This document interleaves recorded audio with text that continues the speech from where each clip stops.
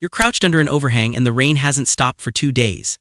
Not a drizzle, a wall of water falling so hard it's carved small rivers into the dirt outside. You can't see 10 feet in front of you. Your clothes are soaked through, your skin is cold in a way that doesn't go away no matter how close you sit to anything.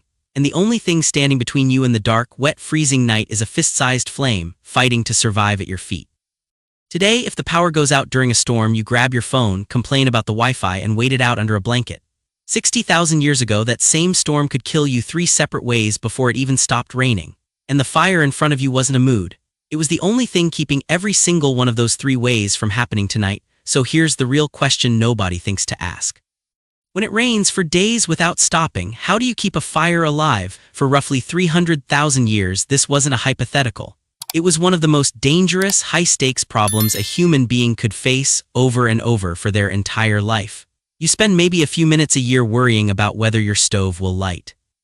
Ancient humans could lose everything they had: warmth, safety, cooked food, protection from the dark, the moment a single flame died in a storm that showed no sign of stopping. Let's start with what we can actually prove. In 2012, archaeologists confirmed something extraordinary at Kesem Cave in Israel. Hearths reused in the exact same spot again and again, for tens of thousands of years, stretching back at least 400,000 years. That kind of repetition doesn't happen by accident. It happens because that one small patch of ground was worth defending, generation after generation, family after family, fire after fire. Now go back even further and the story gets almost unbelievable. At Wonderwork Cave in South Africa, researchers found ash and burned bone dating back roughly 1 million years, not near the entrance but deep inside the cave, far from any daylight. Lightning didn't start that fire.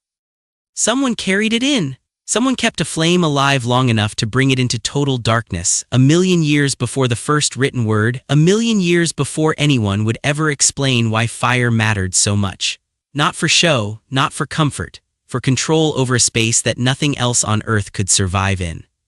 Here's the detail that changes everything, the detail most people never think about. Controlling a fire that already exists and creating a brand new one from nothing are 2 completely different skills. And for most of human history, most people probably couldn't reliably do the second one. If your fire went out in the rain, you didn't just strike a spark and start over like flicking a lighter. You might not have had that option at all. So groups did something that sounds almost unbelievable today. They carried fire the way you'd carry water.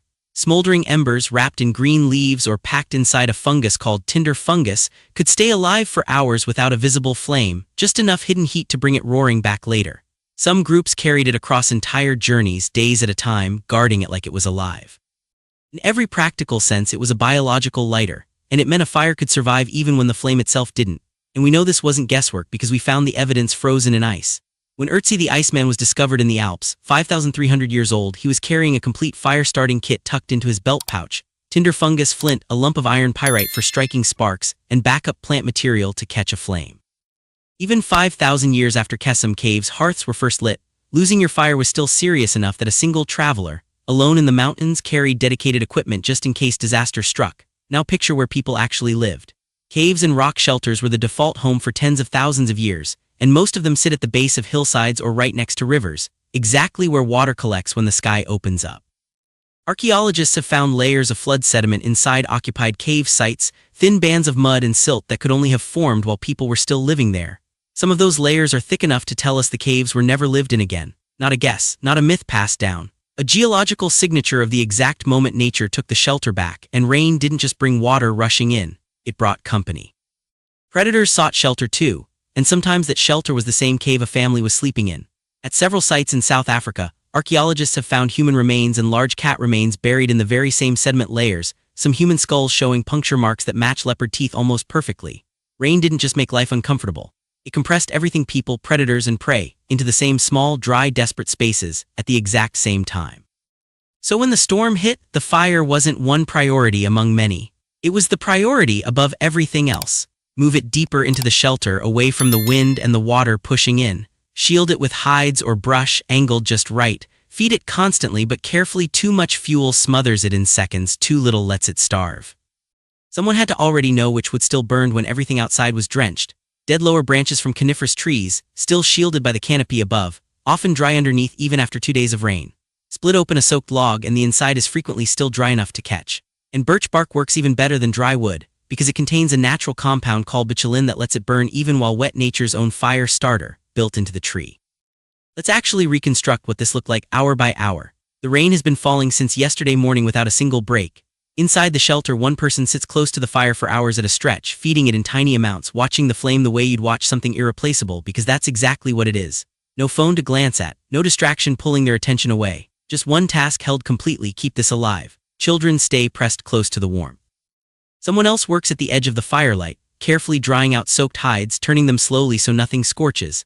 This isn't idle waiting. This is the most important job in the entire camp. Every hour that flame survives is an hour the whole group survives right alongside it, because that fire wasn't just heat.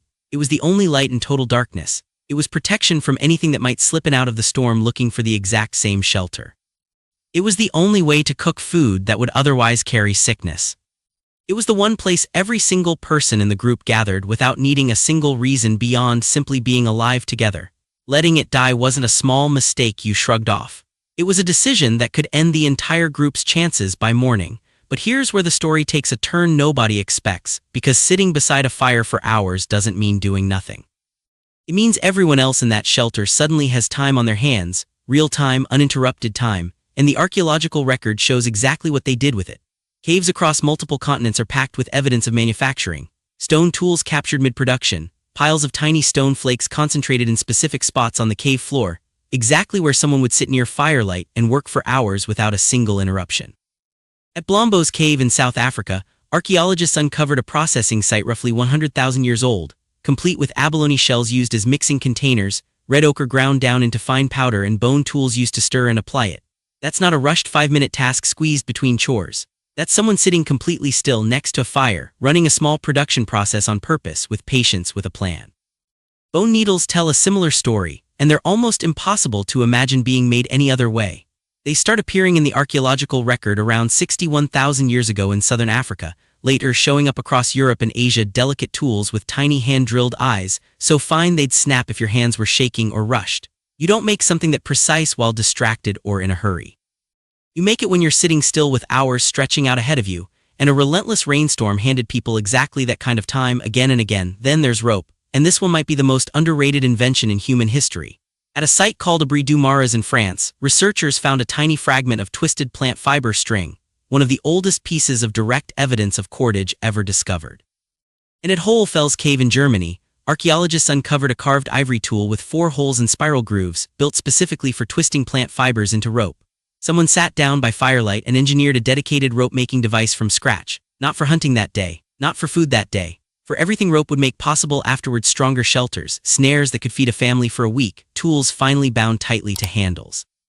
Built by someone who had absolutely nowhere else to be, shelters themselves got upgraded too, in ways that still surprise archaeologists today. At Sibudu Cave in South Africa, researchers found layers of sedges, rushes, and grasses arranged with clear intention as sleeping mats, dated to roughly 77,000 years ago. The top layer included leaves from a plant with natural insect-repelling properties, and the entire bedding layer was periodically burned and replaced to keep it clean. That's not survival clinging to the edge of disaster. That's someone deliberately turning a wet, dark shelter into something closer to home, one careful layer at a time, one rainy day at a time. And then there's the discovery that still stuns people the most: art. At Chauvet Cave in southern France, paintings roughly 36,000 years old show lions, horses, rhinos, and bears rendered with an understanding of anatomy and motion that still impresses professional artists today. Some of the animals are captured mid-stride, muscles tensed, heads turning as if they might step off the wall. These weren't rushed sketches scratched out in a hurry. They were the work of someone who had spent an enormous number of hours simply watching these animals, then recreated them entirely from memory, deep underground, by the light of a single small flame. What makes this even stranger is exactly where these paintings are located. Not near the entrance, where you'd naturally shelter from a storm. Deep inside, sometimes hundreds of meters in, through passages narrow enough that someone had to crawl on their hands and knees just to reach them. Someone carried a small oil lamp into total, absolute darkness and chose, deliberately, to paint there. Nobody does that when the weather is perfect and there's somewhere better to be. You do that when the rain has been falling for 2 straight days, every tool is already sharpened, every hide is already scraped clean, and there's nothing left to do except go deeper into the dark and create something that didn't exist an hour ago. We can't prove every single cave painting happened during a storm, but the pattern holds up too well to ignore.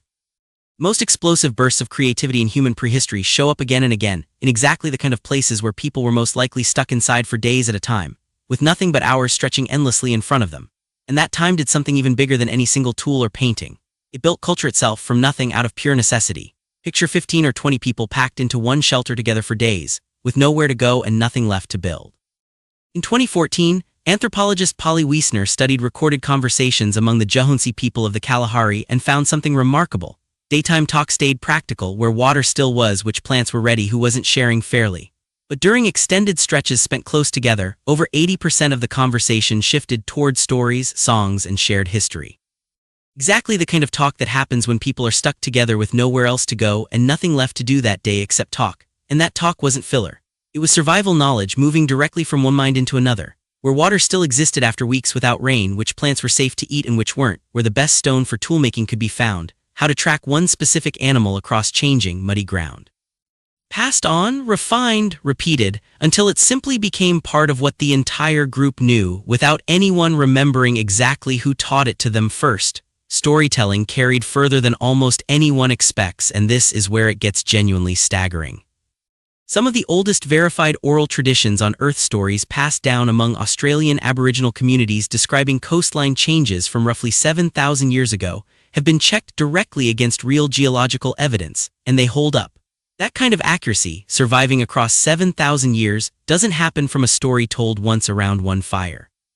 It happens when a group spends enormous stretches of forced, sheltered time together, repeating the same story again and again until it becomes permanent, until it becomes unbreakable. So a rainy stretch wasn't dead time. It was transmission time, the hours when knowledge moved from the experienced down to the young, when skills were demonstrated instead of just described, when the group's entire shared memory got reinforced and carried one generation further forward. And here's the twist almost nobody expects. Rain wasn't always the enemy. Once it finally stopped, the ground held perfect tracks, deep, clear impressions showing exactly which animal passed, how recently, how fast it was moving. Some of the best tracking conditions on the entire planet come right after a storm ends. Rain also meant water collected in natural stone basins near almost every known prehistoric campsite, and some of them show clear signs of being deliberately carved deeper on purpose to hold even more. In the days right after rain brought a sudden surge of mushrooms, tubers that pulled free from softened soil far easier, and insects that surfaced by the thousands in parts of tropical Africa. Termites swarm in massive numbers immediately after a storm, an easy protein-dense meal that needs no tools at all, just two hands. A group that understood these shifts held a real advantage over one that didn't. So what did ancient humans actually do when the rain simply refused to stop? Everything that mattered. They kept the fire alive, one careful branch at a time, hour after hour, refusing to let it die. They shaped the tools they'd need for the next hunt. They twisted the rope that would hold a shelter together through the next storm. They ground the pigment they'd use to paint an animal deep inside a cave that no daylight would ever reach. They passed down the exact knowledge that would keep the next generation alive long after they themselves were gone. And when the sky finally cleared, they walked back out into soft, perfect ground and got straight back to work. Rain didn't stop them. It gave them the hours to prepare for everything that came next. Every tool, every length of rope, every story, every painting on a cave wall, all of it came from downtime, from the days when nobody could go outside, and there was nothing to do except sit close to a fire and think. You wait out a storm with a charged phone and a stocked fridge, mildly annoyed your Wi-Fi keeps dropping for a few seconds. They waited it out with a single flame standing between them in total darkness, and somehow in that exact same stretch of forced stillness, they invented rope, cave art, and the very stories that still survive, word for word today. Boredom never had a chance to exist when staying alive depended entirely on what you built with your own two hands before the fire went out.